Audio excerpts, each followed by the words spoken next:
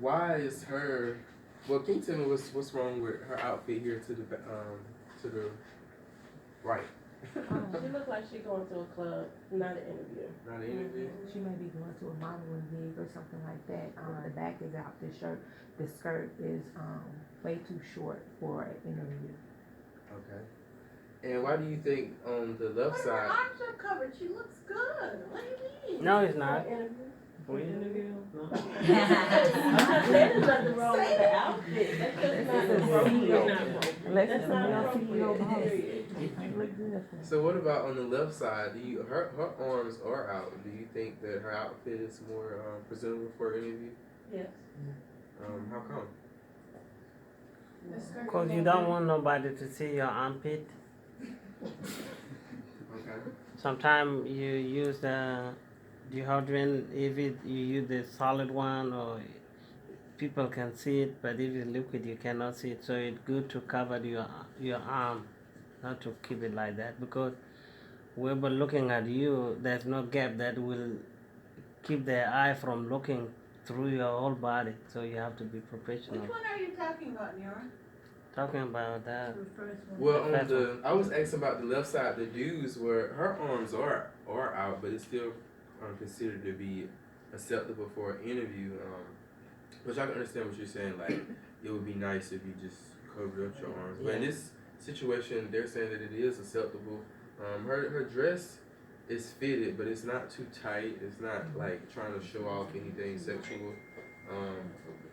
Her jewelry is subtle. Her dress also comes to a certain length. It looks like it comes past her knees. And so that's the reason why we consider this a do and one side a don't. All right, so another one, interview attire, do's and the don'ts. So right here they're saying this is a don't. Can somebody give me some reasons why they think the right side is a don't? Too casual. Too casual. Too casual? So casual is a bad thing for an interview? Yes. Depending on where you're going. Depending on what you're interviewing for. Okay. And the left side, do you think that's too much for modern days now? Like, is that okay? I think she was good. She's look good. Okay. Well, they're saying here the don'ts. The reason is because her necklace is too large. It's distracting. It's distracting. The bright colors and the patterns that she wearing, I guess they also consider that as a distraction. The capris make it too casual, and her open-toe sandals they consider as inappropriate as well. The dudes are saying she's wearing jewelry, but it's in moderation. She's wearing a conservative two-piece suit. Her skirt is knee length. I think she also has on some hosiery and dark shoes as well. So from my understanding, I have two models here today that's showcasing also the do's and don'ts of to an interview. Can I get them to stand up?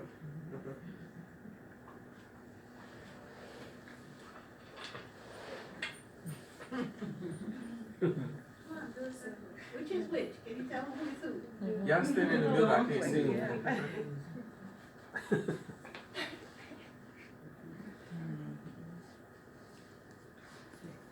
All right, can somebody tell me which model is appropriate for an interview and which one is not appropriate for an interview? This one is good for interview. Don't. This one don't. Don't do it. Most definitely not. Can y'all tell me what's wrong with, what makes her outfit appropriate, the one that you said is, it is a do? Her skirt comes to knee length, and she has dark shoes, and then her blouse is covering up Yeah. her chest Yeah. Okay. And what about the one that you feel that's inappropriate for an interview? Can you tell me why? area. Her middle area is cleavage is Yeah. a bit exposed, and her skirt is a bit shorter for an interview. And also the shoes. The tennis shoes make it a bit more too casual for an interview. And she chewing gum. We're not on the internet. Yeah, she don't want to chew gum. Yeah. And then too, What about she's the hair? going. Hey, Yeah, that's what I was about to say. Mhm. Hair and the head. What's wrong with her hair? The clothes, Colors. Oh, maybe. the Not clothes, the natural thing color. she tied it in. So you can't wear purple hair to the interview? Depending on where you're going. The hair is good, only Now, the if you're clothes going she to a tied around. multi-million-dollar CEO business, it's not gonna fly. Depending on if you're doing something with fashion. Okay. Okay, well, thank you, Mom. That's nice. What's your name? Chanel. Well, Chanel, thank you for modeling for me today. Some more do's and don'ts. Of course, we already brought up the no sagging pants and belts are recommended. But also, I worked in some corporate environments where, like, I was up north in New York where, like I told you, I worked in a design team. So some of them wore sandals and shorts to work. But when I went to in the southern town, like working in a corporate environment, that was almost like inappropriate. Like you never wear shorts to work. You don't wear sandals. Like some people wore tennis shoes and jeans, but you know you gotta be very careful of what type of tennis shoes and jeans you're wearing to work. Like maybe not no ripped jeans that's showing everything or whatever.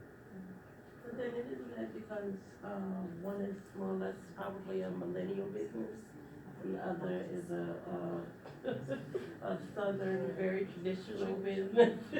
Yeah. Okay, so also dress for success. I thought I was gonna have a little bit more males in here, but either still, I think these are some great rules for everybody to know. Can somebody tell me which guy displays the correct way to wear a tie? The middle. The middle one. The middle one? Okay. Oh, y'all on it. That's correct. So yes, the right length of the necktie comes like right above like the belt or so. When wearing a long necktie, it is imperative that it be worn at the correct length. If left too long, the tie looks sloppy. If left too short, the tie looks clownish. For the best look, the tip of the tie should end in the middle of the belt, buckle, or waistband. When wearing a flat-ended knit tie, it is best to have the tie end at the top edge of your waistband or belt. Now these are the different types of tie knots that guys can wear too to make their outfit, stand out more.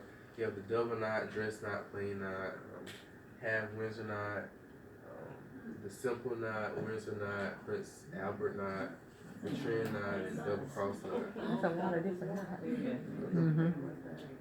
You also have different shapes of bow ties. So you have the traditional one, which is the butterfly. You have the big butterfly that a lot of the guys are wearing now. You have the bat wing, the diamond point, and the club round.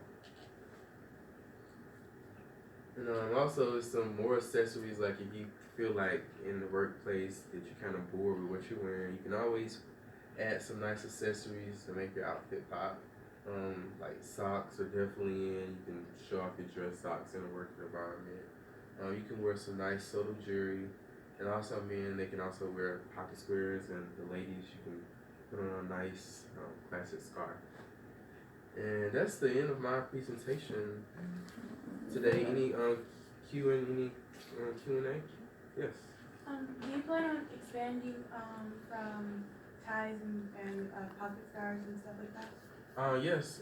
Right now, I just been focusing on accessories, but my long-term goal is definitely to have full ready-to-wear line.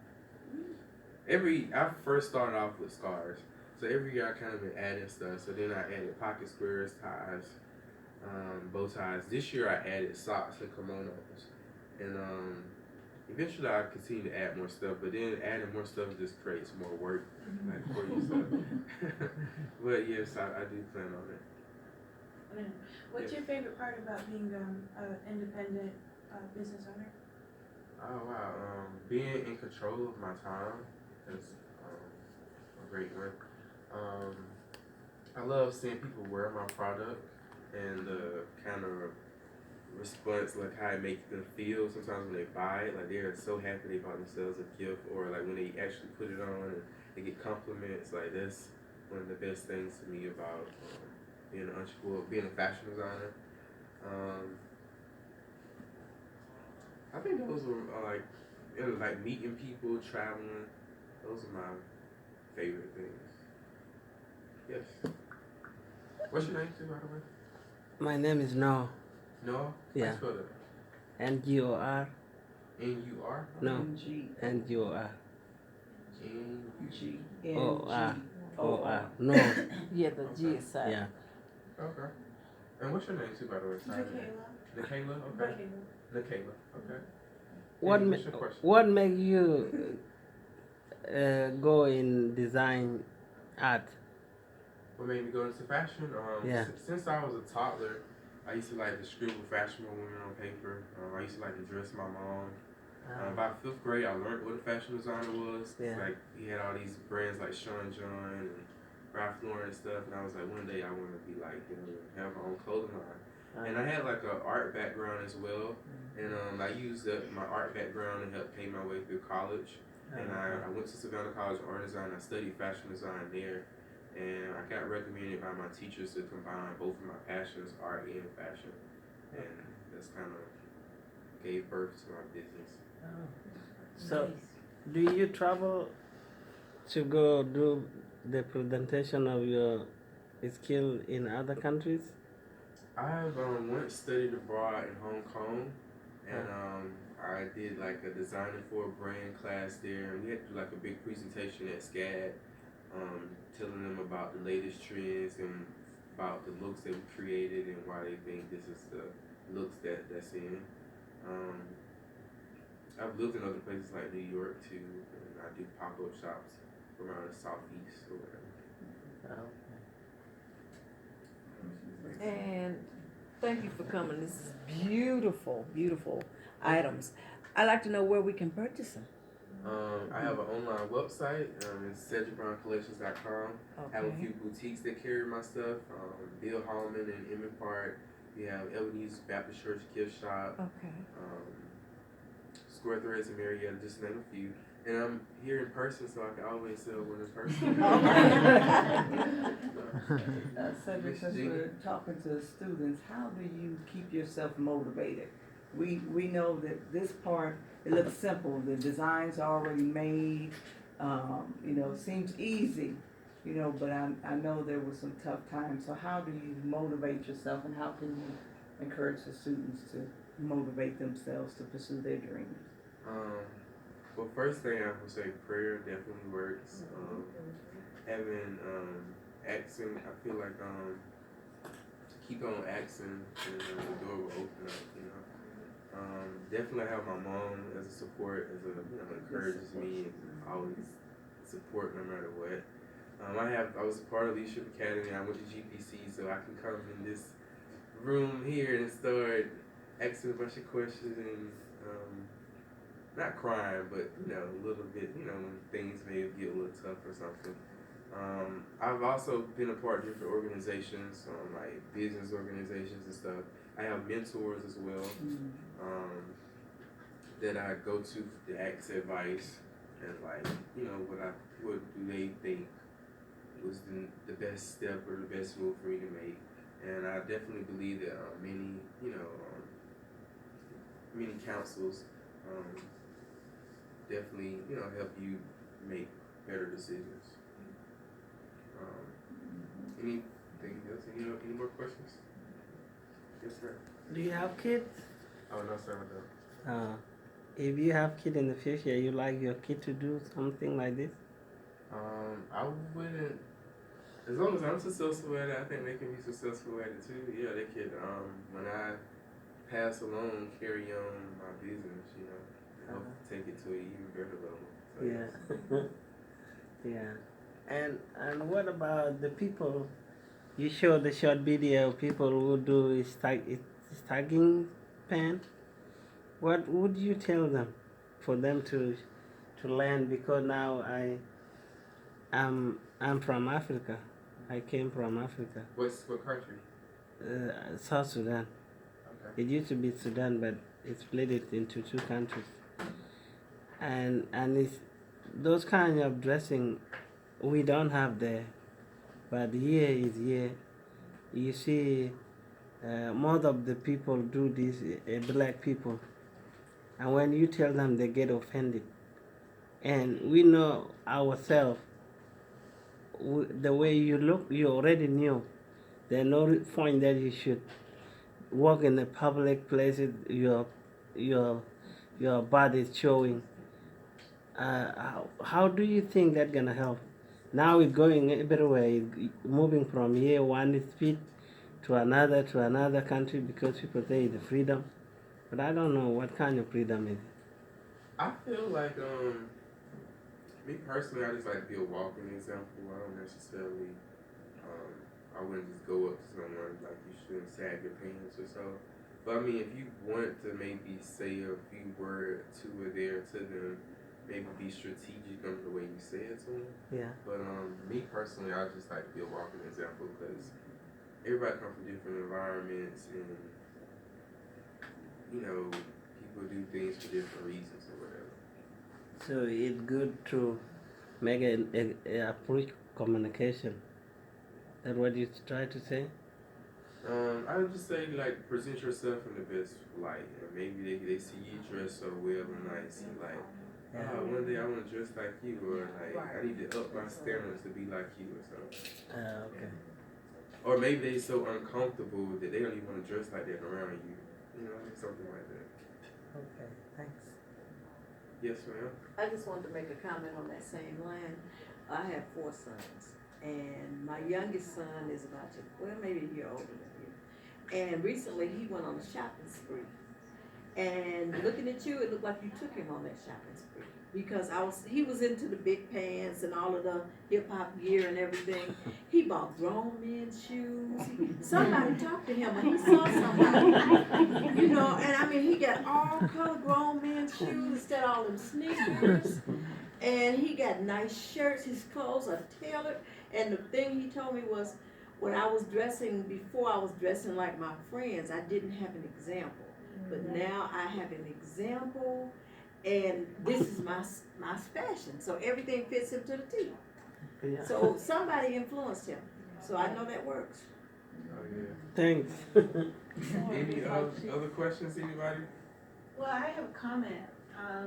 Before I came here, I used to work in corporate America. And one day, I used to hire people. And I had a young lady come in for a job pretty much dressed like her, except that she had on something that was tied. So there's this midriff. Her skirt was a little longer than that. She was smart on paper. I invited her to the interview because her resume indicated that this person could probably do the job. But when she came in, my first thought was, what were you thinking? So whatever I thought she knew on paper, the way that she presented herself said to me that she had poor judgment. Because her judgment was that she is going to go to a corporate place, top suits. The people that she would have seen at the reception and so on were properly dressed, not very formal, but still, there's nothing showing. So to show up with a midriff, sleeveless, this was back in the day, sleeveless. The sleeveless is just now coming into being okay. Said to me, you have poor judgment. I did not hire her. Somebody after me hired her in another department, and they eventually had to fire her. Yeah. Because she did have poor judgment. And so, as he said in the very beginning, people judge you based on what you are wearing. So, I saw somebody, one of these ladies had on a Georgia State t-shirt or something with Georgia State on it. Well, if you go someplace and you are wearing a Georgia State thing, suppose the person is from the University of Georgia. They're not too thrilled with you coming in there, the Georgia State thing, right? Yeah. So that's another thing to be careful of. You don't know what affiliations the employer has, so you want to be as professional as possible, that they can put whatever stamp they want on you to accept you.